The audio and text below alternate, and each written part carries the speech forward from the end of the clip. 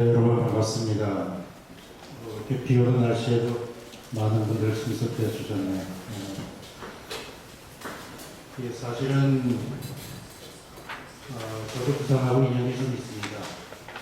부산 중구 정초동 114번지가 제가 태어난 곳입니다.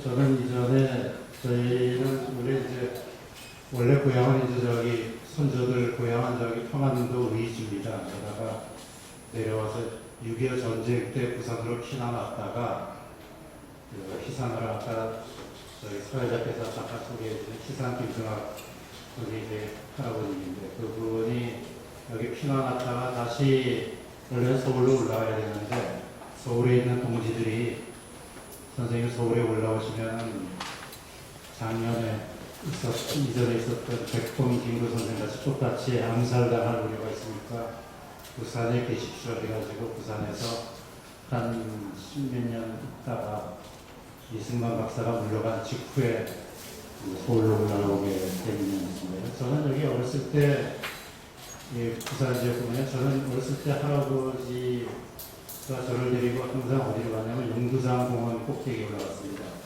용두산 공원 꼭대기에 뭐가 있습니까? 미술진하고 동상이 있죠.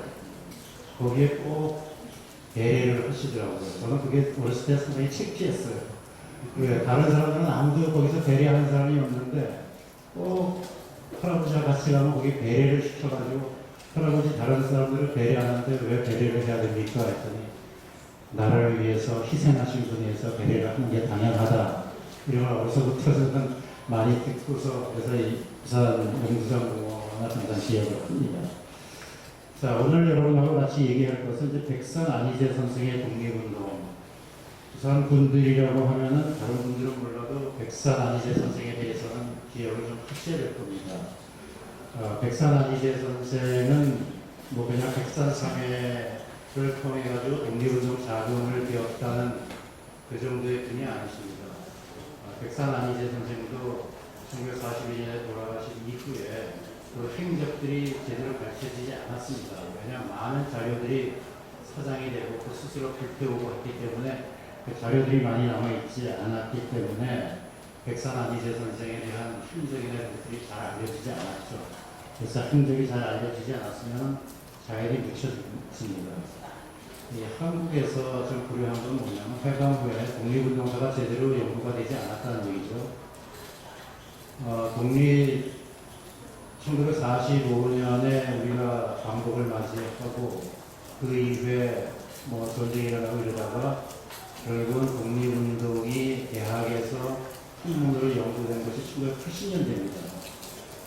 해방에 몇십 년 동안은 독립운동에 대해서 서로 눈 감고 있었다는 얘기죠. 그러다가 1980년 와서야 대학에서 강의가 되다 보니까 어떻게 되냐면 이미 독립운동가 지도자들은 다 돌아가셨어요. 그래서 그런 자료를 남길 자료조차 없었다는 거죠. 그래서 지금 현재 우리나라 독립운동사는 불행하게도 독립운동 당사자들의 기록이 아니고 대체적으로 일본의 정보자료 가지고 독립운동사를 거꾸로 하고 있는 그런 기현상이 일어나고 있습니다. 오늘 백산 안희재 선생의 흔적을 우리가 살펴보는 것도 마찬가지입니다. 백산 안희재 선생의 그런 기록 중에 일부를 저희가 찾아가지고 백산 안희재 선생이 어떠한 독립운동을 하셨는지 저희가 좀 살펴보도록 하겠습니다.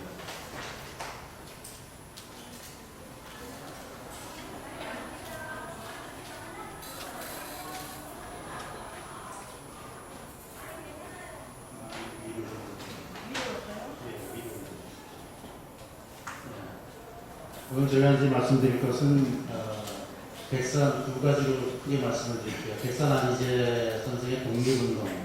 또 하나는 백산 안희재 하면 무엇보다도 중요한 것이 독립운동 자금을 준비하신 분으로 잘 알려져 있죠. 그래서 독립운동 자금이 그때 어떻게 형성되었고 또한 백사 자신이 독립운동을 어떻게 자금을 형성했느냐 이 크게 두 가지 문제를 가지고 이제 말씀을 드리겠습니다.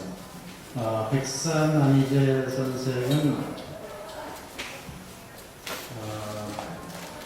1885년에 1942년에 만주에 있는 에카 감옥에서 순국을 하셨습니다. 우리가 흔히 알기로는 백산 안희재 선생은 독립운동 자금만 좀 하신 줄 아는데 여기에 간단하게 제가 설명을 했습니다만은 교육구국운동, 그러니까 학교를 많이 세우고 이 학교 교육의 활동을 많이 하셨고요. 그 다음에 비밀결사를 조직해가지고 그런 비밀 독립운동 활동을 하셨고, 그 다음에 경제운동, 이거는 그 백산상해를 설립하는 것 같이 회사를 설립해서 그걸 통해 가지고 많은 군자금을 조성한 그런 경제운동, 그뿐만 아니라 언론기관이었던 중일부를 발간했던 그러한 언론투쟁 이런 것을 이제 했던 것이고요. 또 하나 이제 중요한 것이 무장투쟁 근거지를 마련하는 것입니다.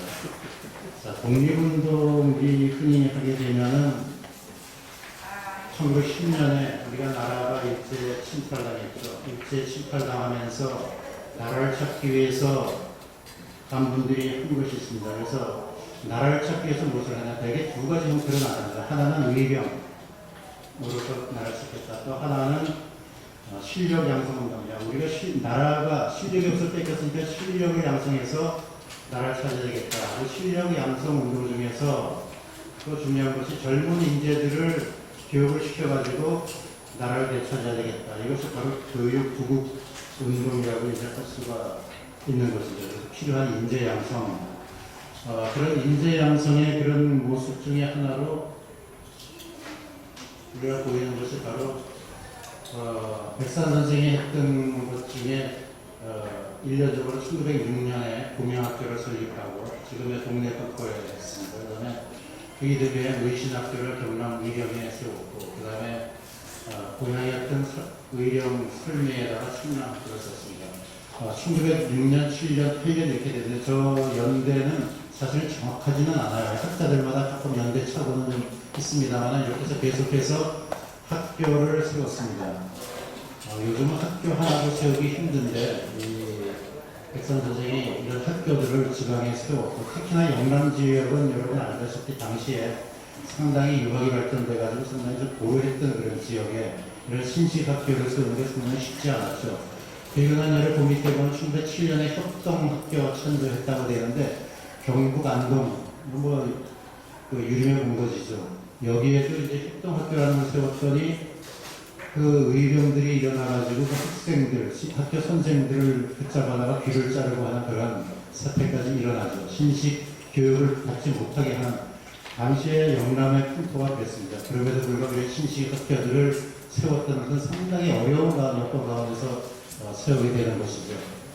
그 다음에 백산 선생은 학교만 세웠을 뿐이 아니고 그 당시에 이제 선생은 이제 고성 전문으로 이제 유학을 서울로 올라갔습니다. 고성 전문 학교를 다니다가 고성 전문 학교에서 요새로 치면 일종의 스트라이크를 하다가 퇴학을 당해가지고 그 이름에 이제 그 양정미숙으로 이제 학교를 옮겨서 거기서 이제 졸업을 하게 되는데, 거기에 있으면서 역시 마찬가지로 그 서울에 모였던 영남 그 학생들을 중심으로 해서 교남학우회, 교남이라는 말은 우리가 영남이라는 말과 같은 얘기입니다. 그래서 교남학우회를 조직해서 서울에서 활동을 하다가 그 이후에 이제 이 고향 쪽으로 내려와서 이 영남 지역에서 교남교육회를 만들어서 이쪽 지역에 있었던 그 교육운동을 일으키는 그런 인물이 된 것이죠.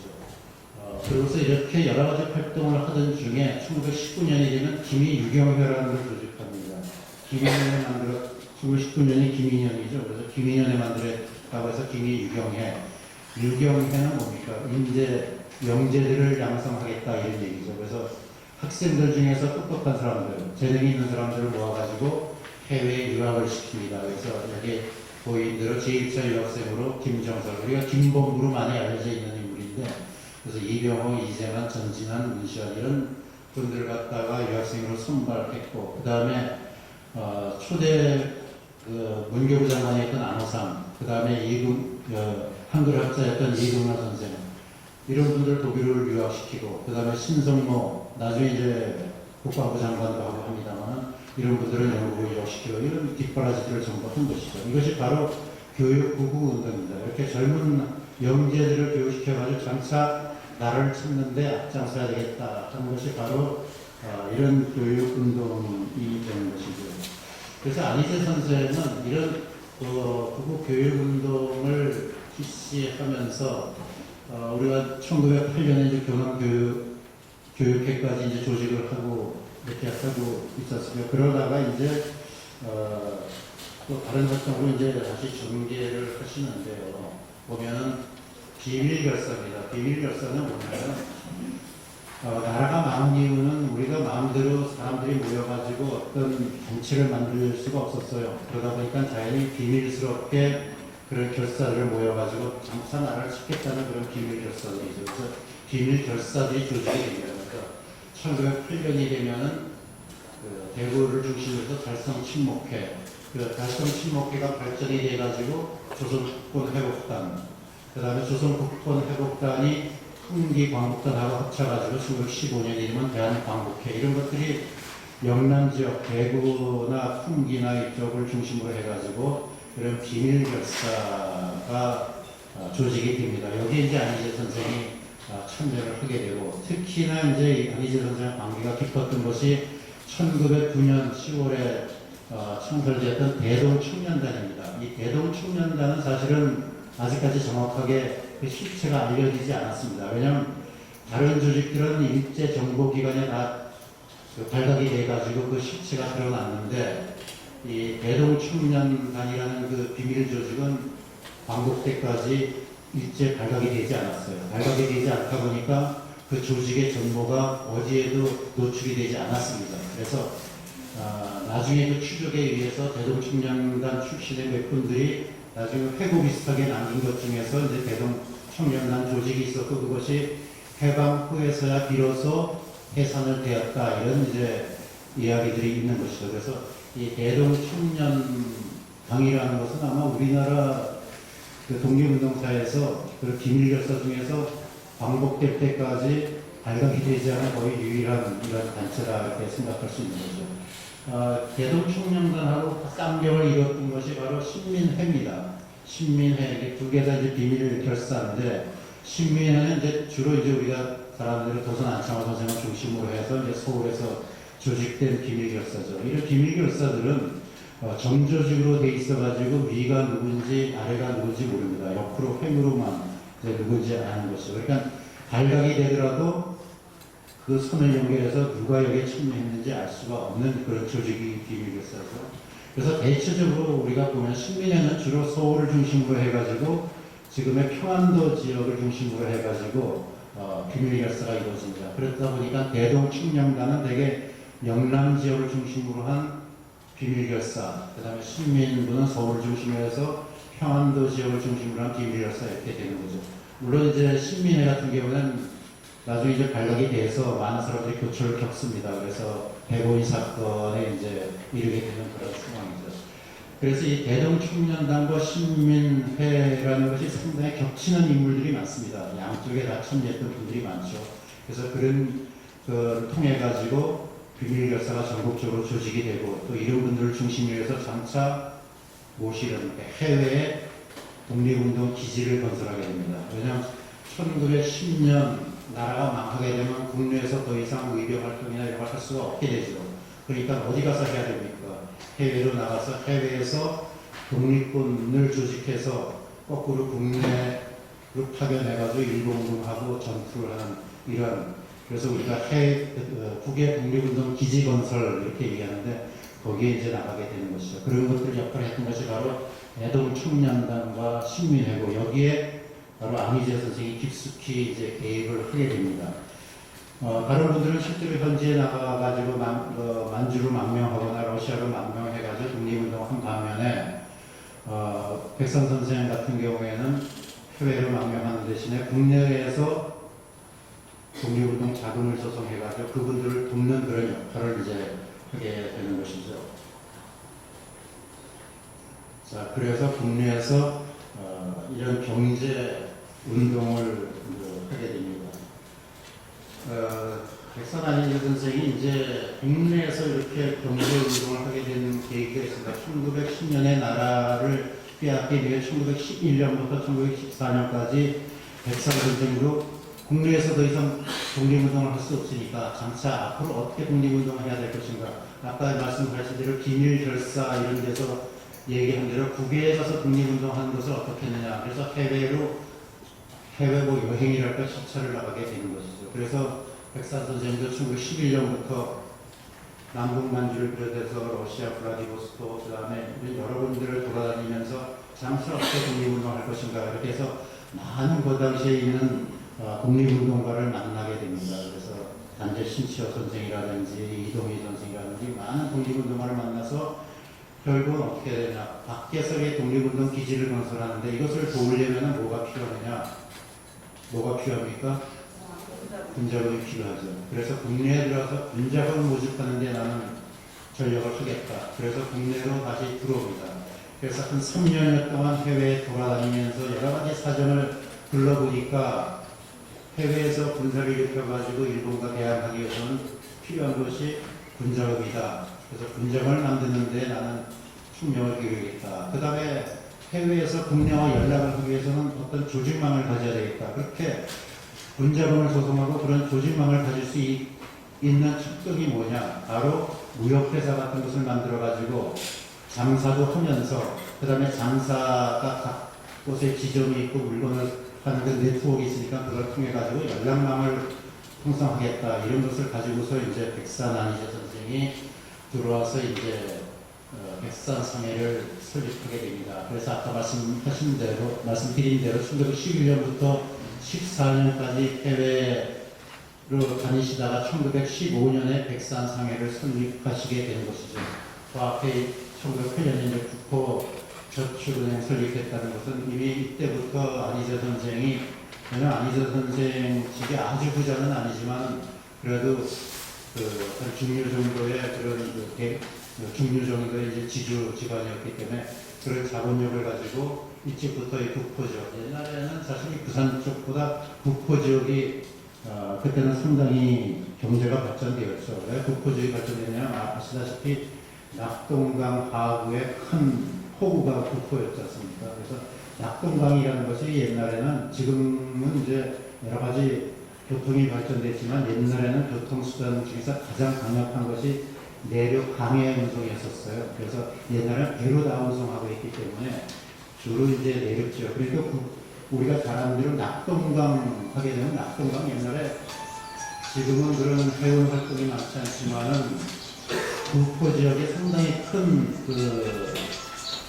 포구가 있어가지고 거기서 물건을 싣고 배로 쭉 올라가면 어디까지 거의 올라가냐? 그때 당시에 보니까 거의 안동, 예천, 이 김천 이 지역까지 배를 타고 올라가는, 그러니까 가한 거리가 상당히 길었던 것이죠. 그래서 거기서 물건을 내리게 되면은 그게 이제 상품으로 물건 교육하는 것도, 조선시대 같은 경우에는 대금을 받은 그런 물건들이 금속품이 배를 타고서 쭉 그쪽으로 올라갑니다. 그러면 거기서 내려가지고 등짐을 지고서 문경세제를 넘어서 지금의 충청도 가항지방에서 다시 남한강 배를 타고서 서울 지역으로 들어가는 그런 것이 경로였죠. 그래서 이 낙동강이 옛날에 그런 해상 교통이 상당히 발전되어 있고 거기에 중심지가 바로 북포였던 것이죠. 그래서 옛날에 조선시대나 이때는 북포 지역이 상당히 그런 상업지역이나 이런 거 발달됐던 그런 지역입니다. 그래서 그때 이제 북포를 중심으로 해서 많은 지주나 이런 사람들, 또 물산 객주 이런 사람들을 통해가지고 이제 북포 지역에 초로 저축은행들이 이제 나타나게 되는 것이고, 그 다음에 백선상해는 나중에 다시 한번 설명을 하겠습니다. 백선상해가 나중에 학자회사나 주식회사로 전환하게 되는데 그거는 나중에 다시 한번 설명을 드리죠. 그 다음에 1910년에 있는 경남인쇄주식회사, 인쇄라는 것이 상당히 중요하죠. 왜냐하면 여러 가지로 다방면이 필요합니다. 광고 선전하기 위해서 인쇄가 필요하고, 또 무엇보다도 학생들이 책을 보거나 뭘 하기 위해서는 전부 다 인쇄물을 찍어내야 되는데, 이것이 그때 당시에 전부 다 일본 사람들의 손에 의해서 인쇄가 되었던 것이죠. 이것을 바로 이제 백선한 선생이 인쇄주식회사를 만들고, 그 다음에 또 하나가 이제 조선 주조주식회사. 일본 사람들이 많이 와가지고 소위 지금 양조장이나 이런 것들을 많이 하면서 일본 독점 자본을 많이 형성했죠. 그래서 거기에 개항하기 위해서 조선 주조 회사를 또 설립을 하게 됩니다. 그런데 우리가 잘 아는 대로 백산상회라든지